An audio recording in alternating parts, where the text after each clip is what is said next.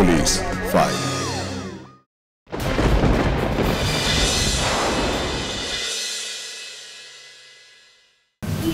আব্বু, কি ব্যাপার আব্বু?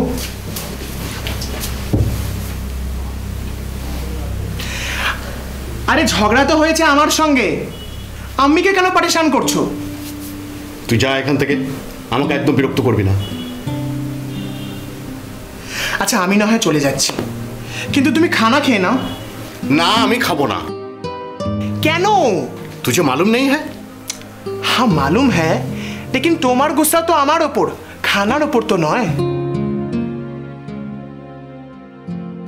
চুপ করে আছো কেন? এবার উত্তর দাও। আব্বু জবাব খুঁজছে। তুই চুপ কর। না না, চুপ করবে কেন? তুমি আমার কথার জবাব দাও, আর আমি জানি তো তোমার কাছে কোনো জবাব নেই, তাই চলো চলো চলো, ওঠো ওঠো ওঠো ওঠো ওঠো। আচ্ছা আজম, তুই কি কখনো পাল্টাবি না? হ্যাঁ, সারা জীবন এই হাসি মজাকা দিল্লা কি করবি? अबू जिंदगी कैसी ये पहेली हाय, कभी हंसाए कभी रुलाए। नहीं नहीं আজম, মজাক নেই হ্যাঁ বেটা, তুই আমার বড় বেটা আছিস, তোকে নিয়ে আমার কত স্বপ্ন কত আশা।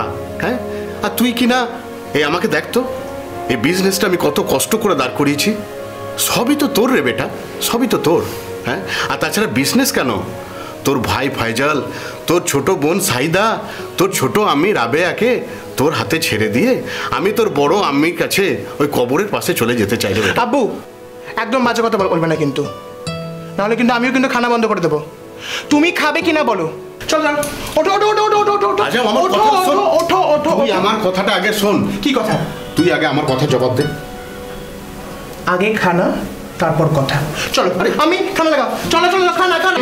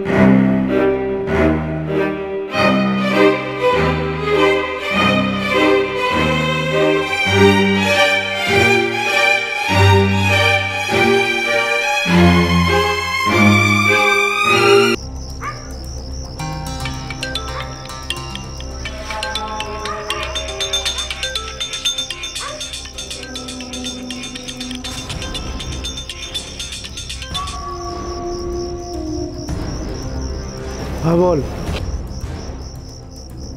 না না এখনো আসেনি। আরে হ্যাঁ চিনতে পারবো।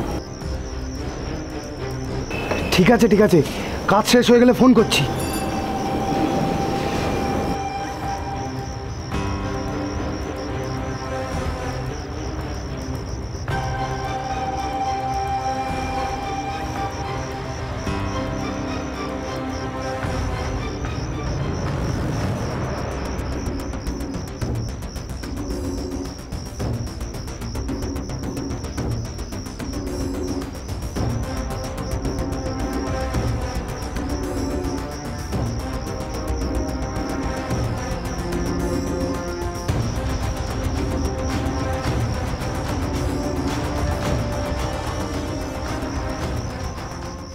হাওড়া জেলা শিবপুরের বাসিন্দা লোহার ব্যবসায়ী বছর 60-এর শেখ আমির আলীকে তারই বাড়ির সামনে কিছু আততায়ী খুন করার চেষ্টা করে। প্রতিদিনের মতন রাত্রি 8:30 নাগাদ উনি নিজের দোকান বন্ধ করে বাড়ি ফিরছিলেন, তারই ফ্ল্যাটের সামনে আক্রমণ করা হয় তাকে। এর আগে আপনারা যে দৃশ্য দেখেছেন তাতে নিশ্চিতভাবেই বোঝা যাচ্ছে যে একটা চক্রান্ত, একটা ষড়যন্ত্র হচ্ছিল আমির আলীর বিরুদ্ধে। তাকে খুন করার চেষ্টা করা হচ্ছিল, কিন্তু এর পিছনে কারণটা কি আসুন দেখে নেওয়া যাক আজকের পুলিশ ফাইলসে। শবনম আপা, ভাইয়ের পড়াশোনা সব ঠিকঠাক হচ্ছে তো? একদম। আমাদের ফজল তো পড়াশোনা একদম ফাঁকি দেয় না, খুব ভালো ছেলে, তাই না? এই ভাইজান, তুমি কোথায় যাচ্ছ? কেন রে? বাদে ভুলে গেলে তুমি বলেছিলে আজকে নিজামের বিরিয়ানি খাওয়াবে। এই বাবা, একদম ভুলে গেছি ভাই। তুমি তো সবই ভুলে যাও, আমার কথা কেন মনে থাকবে? ইয়া আল্লাহ, কি পাকা পাকা কথা বলতে শিখেছে। আরে বাবা, আমি একটা কাজে বেরোচ্ছি, ফেরার পথে না হয় নিয়ে আসবো। তুমি তো যাবে ইয়ার দোস্তের সাথে আড্ডা মারতে, সেই কত রাত্রির করে ফিরবে, তখন তো আমি ঘুমিয়েই পড়ব। আচ্ছা, আজ নয়তো কি হয়েছে, ভাইজান কালকে এনে খাওয়াবে, ঠিক আছে? না না, ও যখন আজ খেতে চেয়েছে আজই নিয়ে আসবো। আমি ওসমানের হাত দিয়ে পাঠিয়ে দেবো, ঠিক আছে তো? এবার দিল খুশ, এবারে আন্টির কাছে মন দিয়ে পড়বো। আমি আসছি।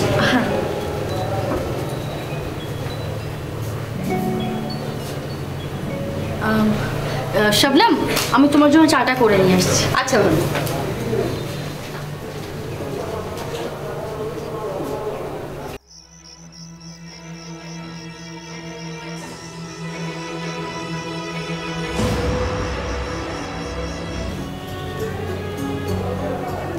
এই নাও শবনম। ফেজল, তুই খাবি? না না, আজ তো ভাইজান বিরিয়ানি আনবেন। তাই বলে তুই এখন কিছু খাবি না? ও এরকমই, পুরো বিরিয়ানি পাগল। তোমার মেয়ে কি ঘুমিয়ে গেছে ভাবি? হ্যাঁ, ওর মনে হয় ওঠার সময় হয়ে গেল, যাই আমি দুধটা গরম করে নিয়ে আসি।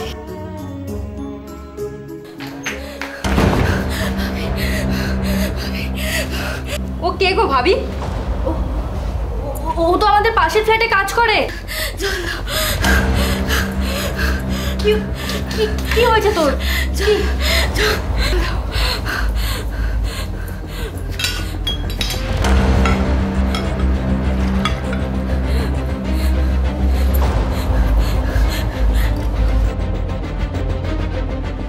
কি হয়েছে? কি হয়েছে? কি হয়েছে? আমির চাচা, আমির চাচা কি হয়েছে? আমির চাচা কি হয়েছে? আমির চাচা খুন হয়েছে।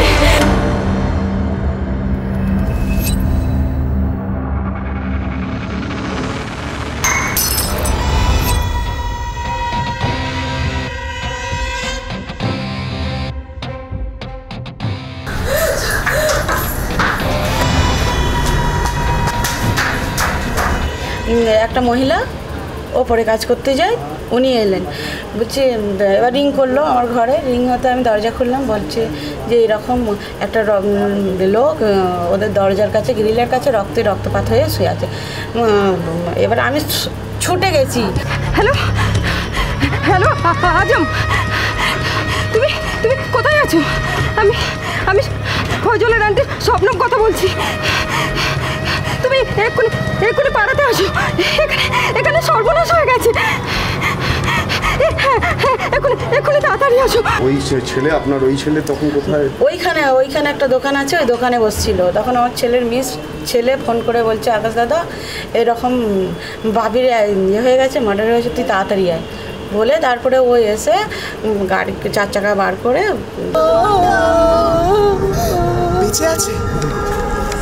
আমি অ্যাম্বুলেন্সে ফোন করছি। শেখ আমির আলীকে তার পরিবারের লোকজন একটি বেসরকারি হাসপাতালে নিয়ে যায়। অনেক চেষ্টা করা সত্ত্বেও তাকে বাঁচিয়ে রাখা যায় না। অপারেশন টেবিলেই মৃত্যু হয় শেখ আমির আলীর। পুলিশের কাছে অভিযোগ দায়ের করা হয় এবং শিবপুর থানার পুলিশ তদন্তে নামে।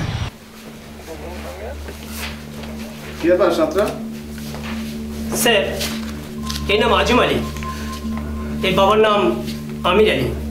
লোহার ব্যবসা আছে। এর বাবাকে কেউ খুন করেছে স্যার। খুন? হ্যাঁ স্যার, আমার আব্বু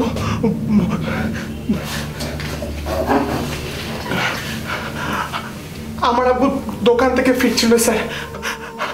আমাদের ফ্ল্যাটের সামনে কেউ আমার আব্বুকে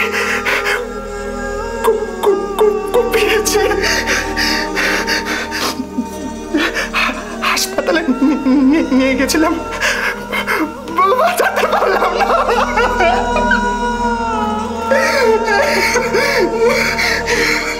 আপনার বাবা মারা যাওয়ার আগে কারোর নাম কিছু বলে গেছে? আই মিন, কে তাকে এভাবে কুপিয়ে খুন করলো বা কাউকে দেখেছিল কি না?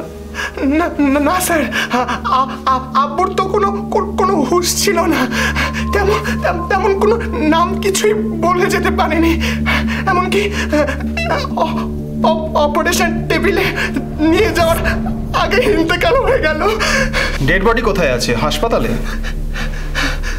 আপনি কি করেন? আমি আব্বুর সাথে ব্যবসা করি স্যার। আপনি কোথায় ছিলেন তখন? স্যার আসলে আজ আমি আমার বন্ধুদের সঙ্গে একটু ঘুরতে বেরিয়েছিলাম। আমার ছোট ভাই ফ্যাজল, ওর টিউশন টিচার আমাকে ফোন করে খবর দেয়। চলুন, আমাদের ডেড বডিটা দেখতে হবে এবং পোস্টমর্টমে পাঠাতে হবে। চলুন।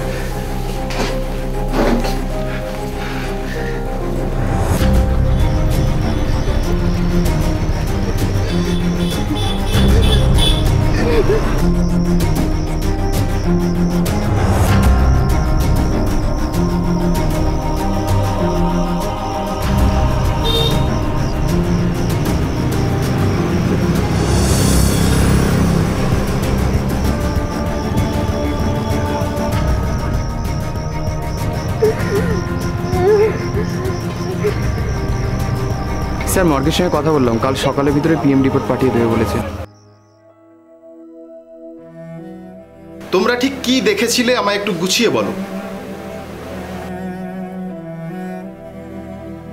বলো না, যেটা দেখেছো সেটা বলো। তোমার কোনো ভয় নেই, বলো।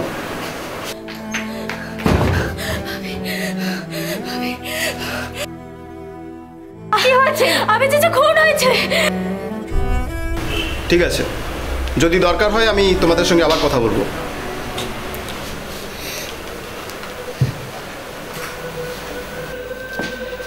আমি জানি আপনাদের পরিবারে যে দুর্ঘটনা ঘটে গেছে তাতে করে এই মুহূর্তে আপনাদের মানসিক পরিস্থিতি ঠিক নেই, তবু খুনিদের তো ধরতে হবে, তাই আমার কিছু ক্লু চাই।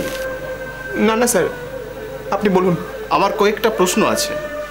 বলুন না স্যার, কি জানতে চান? আচ্ছা, আপনার বাবা কি রোজই এই সময়ে দোকান বন্ধ করে বাড়ি ফিরতেন? হ্যাঁ স্যার, আমি দোকানে থাকলে আব্বু এই সময় বাড়ি চলে আসতো, পরে আমি দোকান বন্ধ করে আসতাম। আচ্ছা, আপনি সবসময় দোকানে বসতেন না? না না স্যার, আমাদের আরও ব্যবসা ছিল। তাছাড়া আমাদের কারখানা আছে, আমাকে সেখানেও যেতে হতো। আচ্ছা, আপনার বাবার কি কোনো শত্রু ছিল?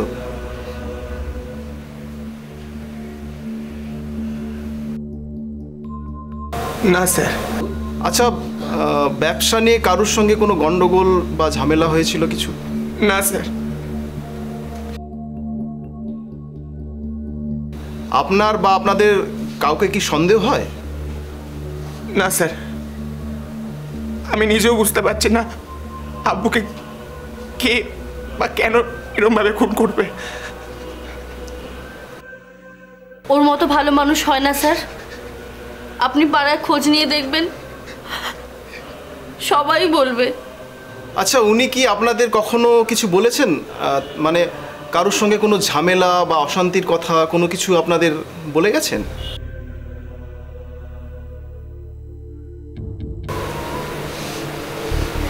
কি হলো বলুন। না স্যার। আচ্ছা, আপনার বাবা যখন দোকান বন্ধ করে ফিরতেন তখন কি সঙ্গে ভালো রকম টাকা পয়সা থাকতো? না স্যার, ক্যাশ আব্বু খুব একটা রাখতেন না, ক্যাশ দোকানেই থাকতো। আমাদের দোকানের সিকিউরিটি খুব ভালো। ঠিক আছে, আপনাদের মোবাইল নাম্বারগুলো বলুন, আর আমির আলীর মোবাইল নাম্বারটাও বলুন।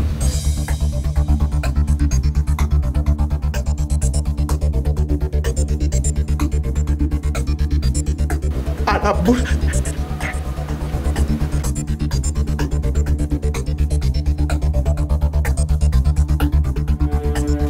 ঠিক আছে, আমি এখন চলি।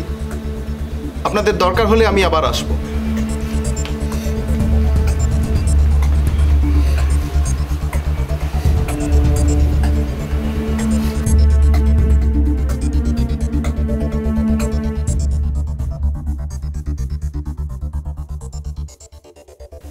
কিছু কি বুঝলে সাঁতরা? না স্যার, তবে অনেকগুলো অ্যাঙ্গেল থাকতে পারে। টাকা পয়সা নিয়ে ঝামেলা, পরকীয়া বা পারিবারিক অশান্তি। আমাদের সবগুলো অ্যাঙ্গেলই খুঁটিয়ে দেখতে হবে।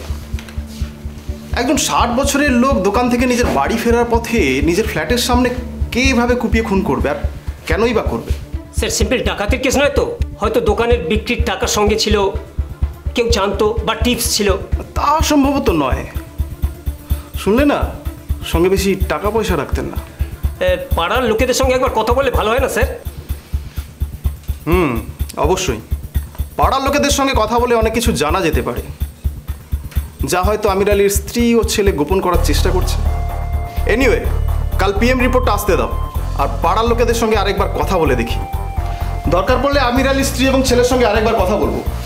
আপনি সিসিটিভি ফুটেজটা দেখুন। Right sir.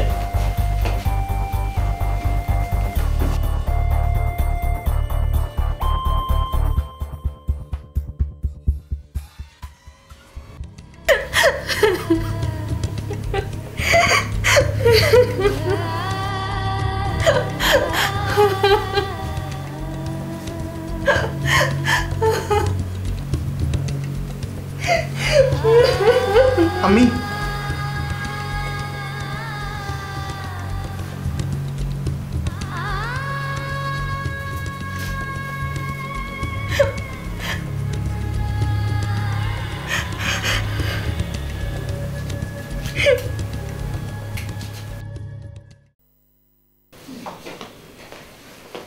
স্যার। হ্যাঁ বলো সাঁতরা। পিএম রিপোর্টটা এসে গেছে। Very good.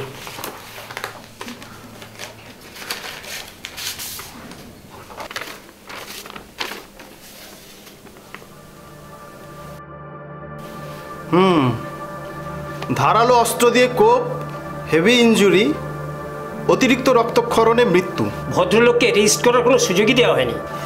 সাঁতরা, আমাদের একবার আশেপাশের লোকেদের সঙ্গে কথা বলতে হবে। Yes sir.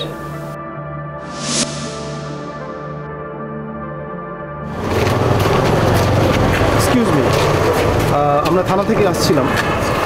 আপনাদের যে পাড়ায় মিস্টার আমির আলী যে খুন হয়েছেন সেই বিষয়ে আপনি কিছু বলতে পারবেন? কারা করলো এই ঘটনাটা? না স্যার।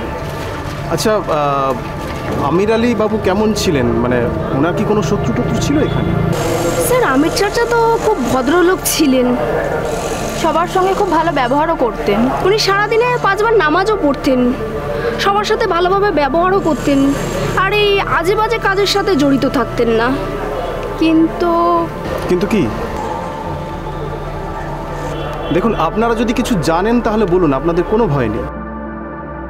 দেখুন, আপনারা যখন বলছেন আমিরবাবু এত ভালো লোক ছিলেন, তো আপনারা কি চান না যে ওনার খুনি ধরা পড়ুক? নিশ্চয়ই চাই স্যার। তাহলে প্লিজ বলুন।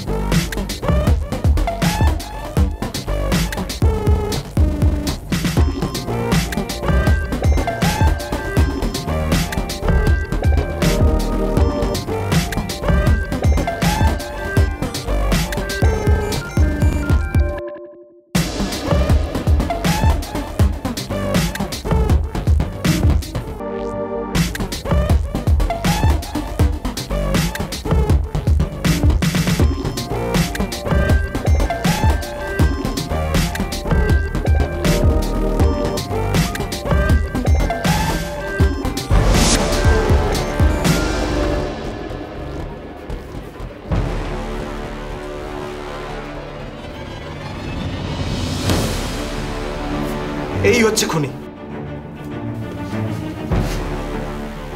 একে ইমিডিয়েট অ্যারেস্ট করতে হবে। আপনি সব থানায় সার্কুলেট করে দিন। স্যার আমি ইমিডিয়েটলি সব থানায় পাঠিয়ে দিচ্ছি। স্যার অর্ডিনেন্সগুলো চলে এসছে। Very good.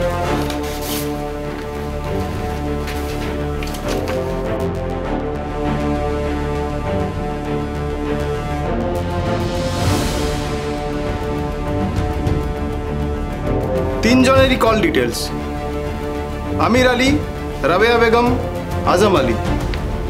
খুনের দিন আধ ঘন্টা আগে এই নাম্বার থেকে এই নাম্বারে একটা কল হয়েছিল, আর মার্ডার হয়ে যাওয়ার ঠিক পরেই সেই একই নাম্বার থেকে আবার কল। যে নাম্বার থেকে কল করা হয়েছিল সেই নাম্বার থেকে রাবেয়া বেগমের ফোনে কোনো কল নেই, বা রাবেয়া কখনো ওই নাম্বারটায় কল করেনি। এখন তাহলে কি করবেন স্যার? আপাতত এই নাম্বারের মালিকটাকে আমাদের থানায় তুলে এনে ইন্টারোগেট করতে হবে। তাহলে আপনি কি মনে করছেন স্যার?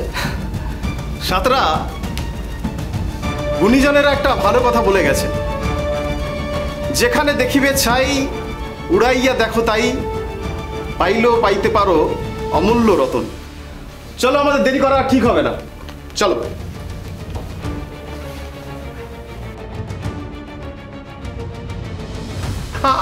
আমাকে থানায় যেতে হবে কেন স্যার? কারণ আছে তাই। আরে কারণটাই তো জানতে চাইছি। আপনি অনেক তথ্য গোপন করেছেন, আমাদের মিথ্যে কথা বলেছেন। আমি? তার মানে? ও মানে আপনারা আমার আব্বুর খুনের জন্য আমাকেই সন্দেহ করছেন? দেখুন, এখনো কিন্তু আমরা কিছুই বলিনি। আপনাকে শুধু বলেছি থানায় যেতে হবে, অথচ আপনি নিজের মুখেই নিজেই। আপনি হিয়ারি না করে পরিষ্কার করে বলুন। আমি ভালো করেই বুঝতে পারছি যে আপনারা আমার আব্বুর খুনের জন্য আমাকে সন্দেহ করছেন, কিন্তু আমি জানতে চাই কেন। জানার অধিকার অবশ্যই আপনার আছে। আচ্ছা আজম আলী, তুমি তো কখনো বলনি যে তুমি আমির আলীর নিজের ছেলে নও।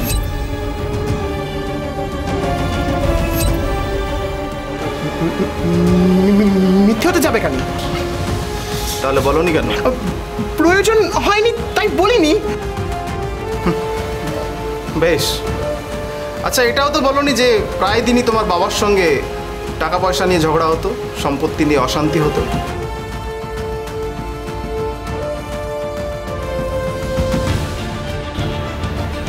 তোমার মাই একা এসব কথা বলেনি, তোমার পাড়ার লোকেরাও বলেছে। শুধু তাই নয়, তোমার বয়স তো 23, আর এই বয়সে তোমার এত গুণ। চলো। আপনার কথা ভুল হয়েছে। আমি নির্দোষ। আমি কিচ্ছু করিনি, বিশ্বাস করুন। আমি আপনাকে বলছি, আমি সত্যি কিছু করিনি। থানা বোঝা যাবে না স্যার, আমি ওদের বোঝাও। আমি সত্যি কিছু করিনি ভাই, ওদের বোঝা। আমি কিছু করিনি।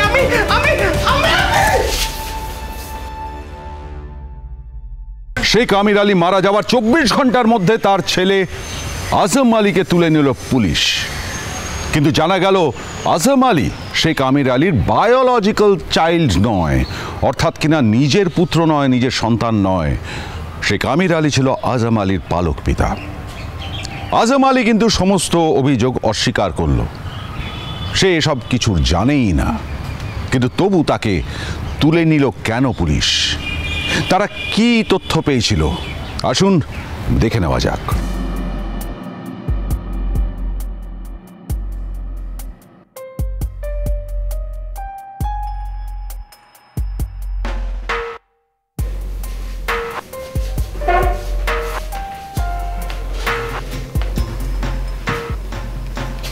এই নাম্বারটা কার?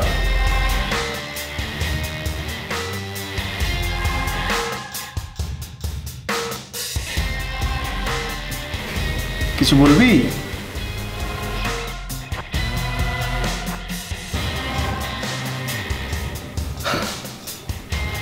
মুখ খোলানোর অনেক ব্যবস্থা কিন্তু আমার করা আছে এখানে।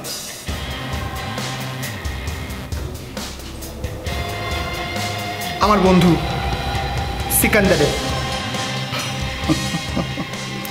তাই? তা ঠিক কেমন বন্ধু?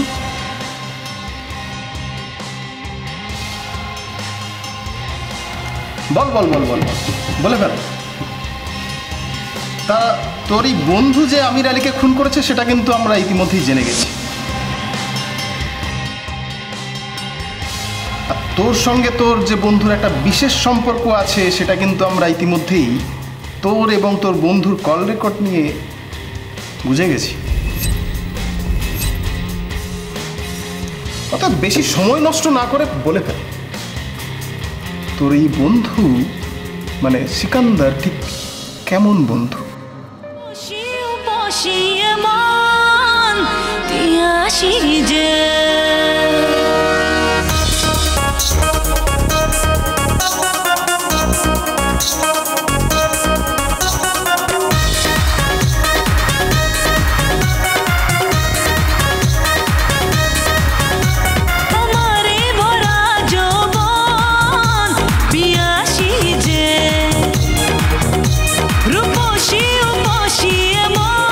यार তোর কি হয়েছে বলতো? তোর মুড অফ নাকি? साला पूरा जिंदगी बेरान हो गया। क्यों? तुझे मालूम नहीं क्यों? साला আমার বাপটার জন্য সারাক্ষণ খালি খিচ খিচ খিচ খিচ, এটা করবি না ওটা করবি না, ওর লাইফটা হেল করে দিল ভাই।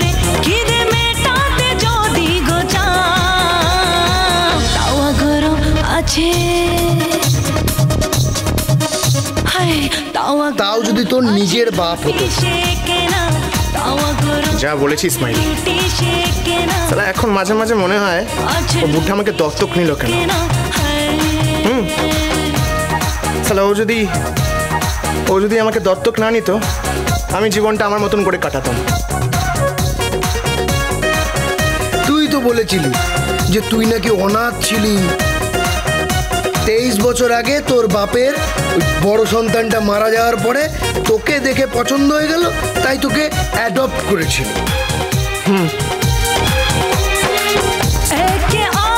না করলে ইতনা ऐश और आराम की जिंदगी কাটাতে পারতিস? হ্যাঁ, সারা সারাক্ষণ টাকা পয়সার জন্য খিচ খিচ খিচ খিচ।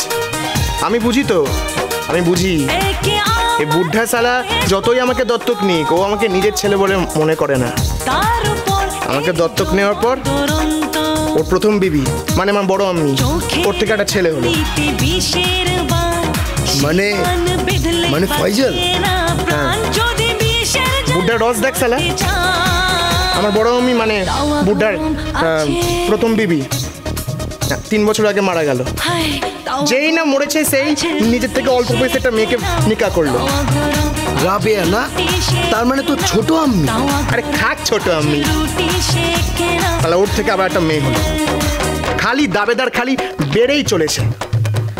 আমি পরিষ্কার বুঝতে পারছি ওই বুড়া আমাকে কোনো টাকা পয়সা কিছু দেবে না। তাহলে তাহলে এখন কি করবি? সেটাই তো ভাবছি। সারা জীবন যারা কেবলই ভোগে বুকের ব্যথায় আয় প্রেমের রোগে।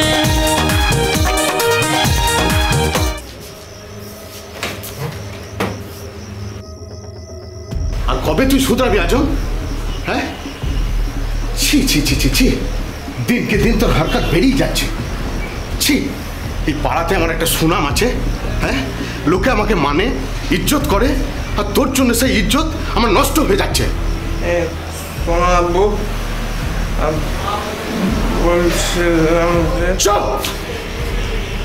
আর একটা কথা বলবি না, লাজ শরম তোর কিচ্ছু নেই। হ্যাঁ, তুই মদ খাস, হেরোইন খাস, খারাপ পাড়ায় যাস। বেশ করেছি, 100 বার যাবো। আজাম, এই আব্বু শোনো, আমাকে তুমি আমার সম্পত্তি দিয়ে দাও, আমি তোমাদের ছেড়ে চলে যাবো।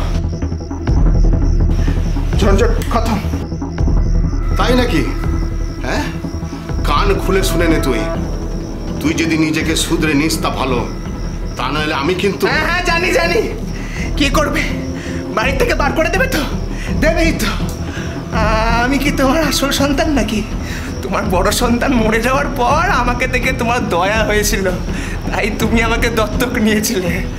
এখন তোমার ছেলে আছে, মেয়ে আছে।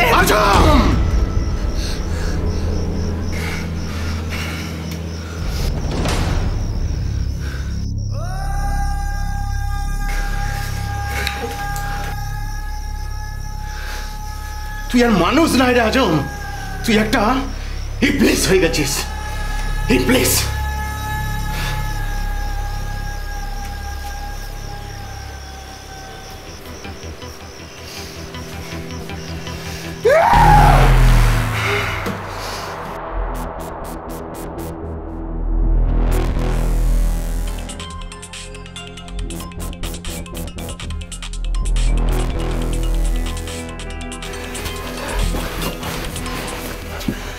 আসসালামু আলাইকুম তারিক ভাই। হ্যাঁ হ্যাঁ হ্যাঁ হ্যাঁ, আরে হ্যাঁ, ওসমান আমাকে বলেছে। হ্যাঁ, আমার ওই ধরো 50,000 টাকা মতন লাগবে।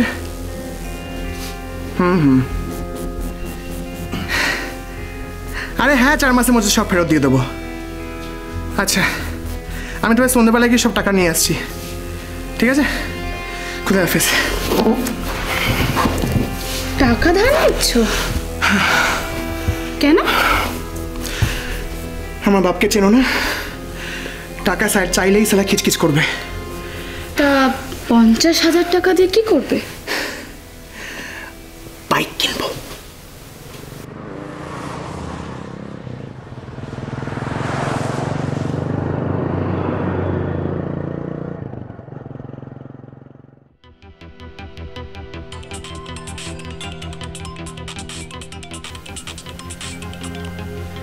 हाँ, अस्सलाम वालेकुम तारिक भाई।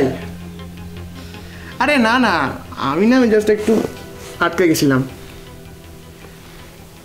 হ্যাঁ, আরে না না, তোমার টাকা মার যাবে না। আরে আমি দিয়ে দেবো। এই না না, এই আব্বুকে বলো না। আরে তোমার টাকা মার যাবে না। হ্যালো হ্যালো হ্যালো, আরে ওই বাইক কেনার জন্য 50,000 টাকা ধার নিয়েছিলাম না, সেই টাকা তো ফেরত দেওয়া হয়নি। এখন বলছে না কি আব্বুকে কি সব জানিয়ে দেবে। ছি ছি ছি ছি ছি, শেষে লোকের কাছে টাকা ধার নিয়ে তুই ফুর্তি করছিস, আর লোকের টাকার জন্য বাড়িতে এসে অপমান করছিস। আব্বু আব্বু আব্বু, এইবারের জন্য টাকাটা দিয়ে দাও না, এইবারের জন্য দিয়ে দাও প্লিজ। কেন? আমি কেন দেবো? তুই না যাইজ ফুর্তি করবি আর তার কিমত মেটাবো আমি? হ্যাঁ, যেখান থেকে পারিস টাকা জোগাড় করে তুই তারিফের টাকা শোধ কর। আমি তোকে একটা টাকাও দেবো না, একটা টাকাও দেবো না। আব্বু আব্বু আমার আব্বু আব্বু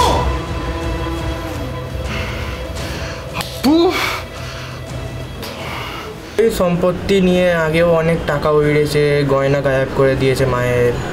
আচ্ছা, সব মানে ও চাই কি ওর লাক্সারি লাইফ যাবে।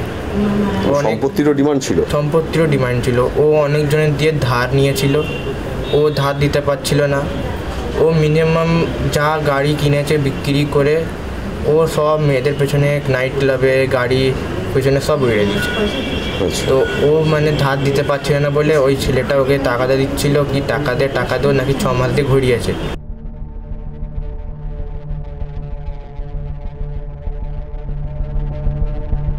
হ্যালো সিকান্দার। হ্যাঁ বল।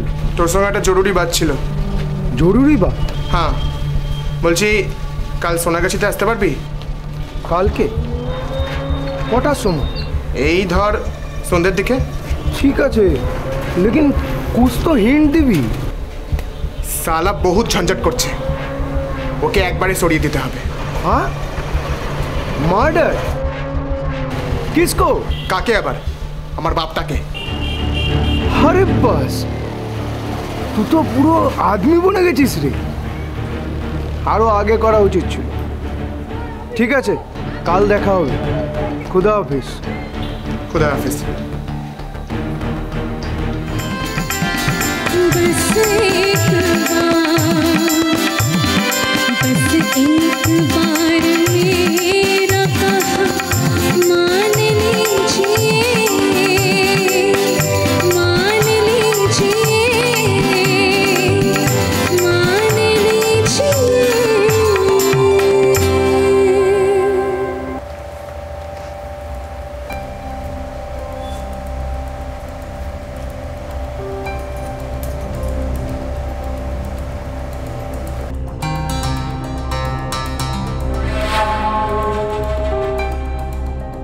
বল। বুটটাকে খতম করে দিতে হবে। আমি সব প্ল্যান করে রেখেছি। প্ল্যানটা বল। কাল রাতে যখন সালা দোকান বন্ধ করে ফিরবে তখন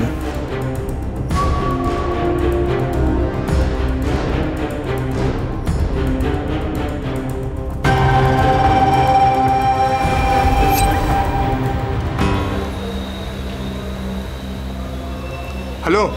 হ্যাঁ বল। হ্যাঁ এসেছে? না না এখনো আসেনি। চিনতে পারবি তো? আরে হ্যাঁ চিনতে পারবো। কোনো ঝামেলা যেন না হয়, কাজ যেন ঠিকঠাক হয়ে যায়। ঠিক আছে ঠিক আছে, কাজ শেষ হয়ে গেলে ফোন করছি। ঠিক আছে। হ্যাঁ কাজ শেষ হয়েছে? হ্যাঁ পুরা খতম। কয়েকদিনের জন্য আন্ডারগ্রাউন্ড হয়ে যায়, এই পুলিশের মামলা মিটলেই তারপর কন্ট্যাক্ট করছি। ঠিক আছে, ওকে। 2 দিন ভালোই ছিল। রাত্রে সকাল সকাল ঘরে এসে আমাদের সঙ্গে একসাথে খাওয়া দাওয়া করে ঘরেই থাকতো। এই রকম যে করে দেবে আমরা কি ঘটেছিল ঘটনাটা? আমি ফাঁসি চাই। ও যেটা মেরেছে আমি ফাঁসি চাই। শুধুমাত্র সম্পত্তির লোভে নিজের পালক পিতাকে খুন করতে পিছপা হয় না আজম আলী। পুলিশ তাদের গ্রেপ্তার করেছে, আজম আলী এবং তার বন্ধু সুপারি কিলারকে। তারা এখন জুডিশিয়াল কাস্টাডিতে, মামলা চলছে। এই মামলা পুরোপুরি শেষ হলে যদি এটা প্রমাণিত হয় যে আজম আলী আর তার সুপারি কিলার বন্ধু সত্যি প্রকৃত খুনি, তাহলে কঠোর থেকে কঠোরতম শাস্তির দাবি জানাচ্ছি আমি।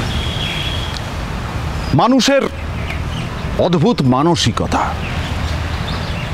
যে মানুষটা অসহায় অবস্থায় আজমকে লালন করলো, পালন করলো, তাকে সন্তানের মতন বড় করলো, সেই কিনা খুন করলো নিজের পালক পিতাকে। এ মানবিকতার চরম অপমান। আজ এ পর্যন্তই, আবার দেখা হবে আগামী পর্বে। সাবধানে থাকবেন, সুরক্ষিত থাকবেন আর থাকবেন আমাদের সঙ্গে।